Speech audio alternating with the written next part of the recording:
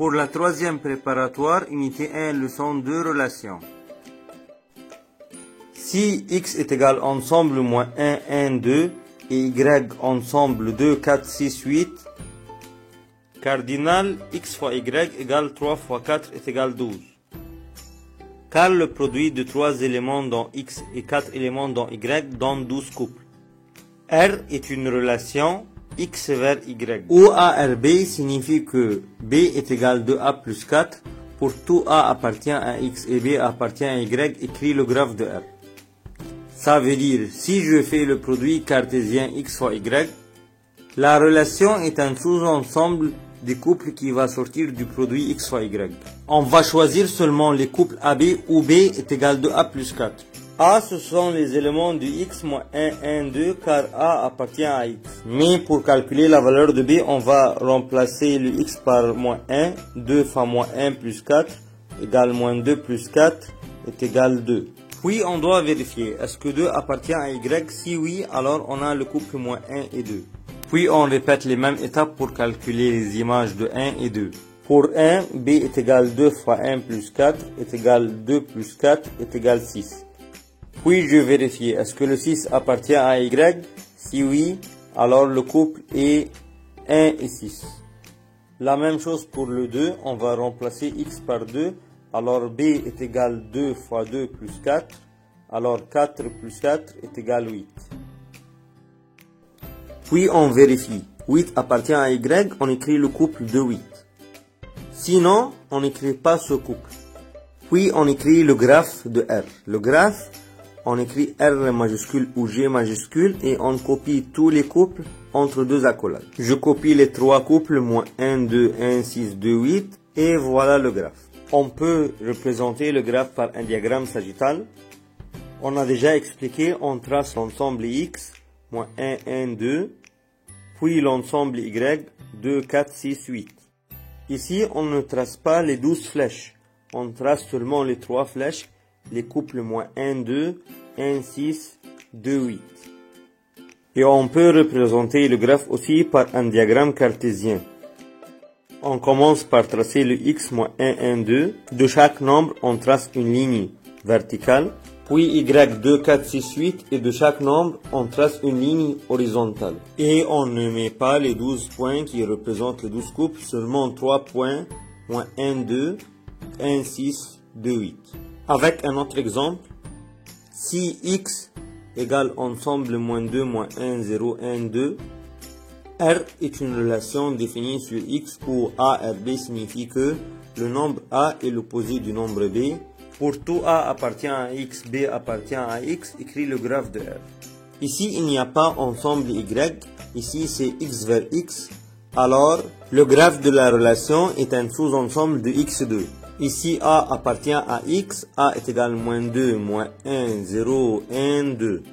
B est l'opposé de A, l'opposé de moins 2 est égal 2. Cette fois-ci, je vérifie que le 2 appartient à x, car la relation est définie sur x. Si oui, j'écris le couple moins 2, 2. Si 2 n'appartient pas à x, ce couple est refusé. Je répète les mêmes étapes, l'opposé de moins 1, 1, 1 appartient à x, on écrit le couple moins 1, 1. L'opposé de 0, c'est 0. B égale 0, 0 appartient à x, on écrit le couple 0, 0. L'opposé de 1 moins 1 appartient à x, on écrit le couple 1 moins 1. L'opposé de 2 moins 2, b égale moins 2 appartient à x, on écrit le couple 2 moins 2. On écrit le graphe en copiant les 5 couples. Et on peut représenter ce graphe par un diagramme sagittal et un diagramme cartésien. Pour le diagramme sagittal, ici il n'y a pas x et y. Alors on représente les éléments du x et on trace les flèches. Chaque flèche représente un couple. Moins 2, 2 et 2 moins 2, 1 moins 1 et moins 1, 1. Et finalement 0, 0. 0 vers lui-même. Mais pour le diagramme cartésien, il n'y a pas de changement. On trace x en bas et aussi x en haut, car c'est x vers x, x défini sur x. On trace les lignes verticales de chaque nombre de x et les lignes horizontales de chaque nombre de x. Puis on représente chaque couple par un point. Une révision rapide sur quelques relations. L'opposé de A, on change le signe, c'est moins A. Exemple, l'opposé de 2, c'est moins 2, l'opposé de moins 2, c'est 2, mais l'opposé de 0, c'est 0. Mais pour l'inverse de A, c'est 1 sur A. Exemple, l'inverse de 2, c'est 1 demi, l'inverse de 1 demi, c'est 2, l'inverse de 2 tiers, c'est 3 sur 2. On permute le numérateur avec le dénominateur. Numéro 3, je peux dire A plus B est un nombre premier.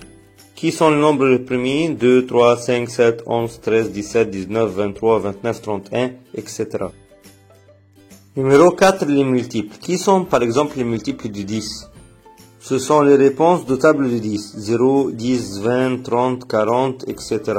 Mais les nombres divisibles par 10, ce sont les multiples de 10. On peut diviser 20 par 10, 30 par 10, 40 par 10. Multiples et divisibles, c'est la même chose. Si je dis A est un multiple de B, je peux écrire un couple AB ou je peux diviser A par B. 40 est un multiple de 10 ou un nombre divisible par 10. Tu dois vérifier que tu peux diviser A par B. 40 divisé par 10 est égal à 4. Numéro 5, les diviseurs de 10 ou les facteurs de 10 ou le nombre qui divise 10. C'est la même chose. Ici, on dit combien fois combien donne 10. 1 fois 10 et 2 fois 5. Alors, 1, 2, 5, 10, ce sont les nombres qui divisent 10. Si je dis A est un diviseur de B, on peut écrire le couple AB ou on peut diviser B par A. Exemple, 5 est un diviseur de 10. On peut diviser 10 par 5 égale 2.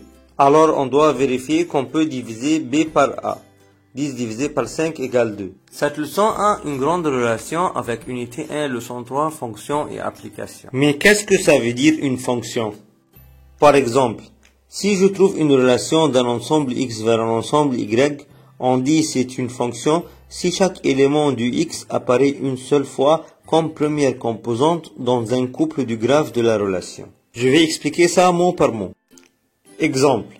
Si j'ai ensemble X 1, 2, 3 et ensemble Y 4, 5, 6. R est une relation X vers Y. On a déjà expliqué, si je fais X fois Y, 3 éléments fois 3 éléments est égal à 9 couples. Mais si c'est une relation, on choisit quelques couples des 9 couples qui vérifient la relation. Par exemple, ici, le graphe de la relation sont 3 couples seulement, 1, 4, 2, 5 et 3, 5. Pour dire que cette relation est une fonction, chaque élément du X doit apparaître une seule fois comme première composante du graphe de la relation. Est-ce que cette relation représente une fonction? Oui, c'est une fonction. Pourquoi? On peut dire tout simplement car chaque élément du X a une seule image sur Y. Et on peut déterminer si c'est une fonction oui ou non du graphe ou du diagramme sagittal. Par exemple, si je trace le diagramme sagittal, voilà X, 1, 2, 3 et Y, 4, 5, 6. On trace seulement 3 flèches qui représentent les 3 couples, 1, 4, 2, 5 et 3, 5. On dit c'est une fonction car de chaque élément de X sort une seule flèche. On décide par X, pas par Y, car X est la première composante du graphe. Si c'est une fonction, tu vas trouver une question qui dit qui est l'ensemble des départs. Ensemble départ, c'est l'ensemble X. Ici, ensemble départ, ensemble 1, 2, 3. Car chaque flèche sort de X. On peut dire ensemble départ ou ensemble de définition ou domaine de définition. C'est la même chose. Mais ensemble arrivé, c'est l'ensemble Y. Ici, c'est ensemble 4, 5, 6. Car les flèches arrivent à Y. Et on dit tout l'ensemble Y, même le 6. Ici, il n'y a pas une flèche qui arrive à 6, mais on doit dire 6 aussi. Mais pour l'ensemble image, on doit écrire un ensemble qui contient tous les éléments qui apparaissent comme deuxième composante du graphe. Ou les points d'arrivée des flèches. Ici, c'est seulement ensemble 4 et 5. L'ensemble image est un sous-ensemble d'ensemble arrivé.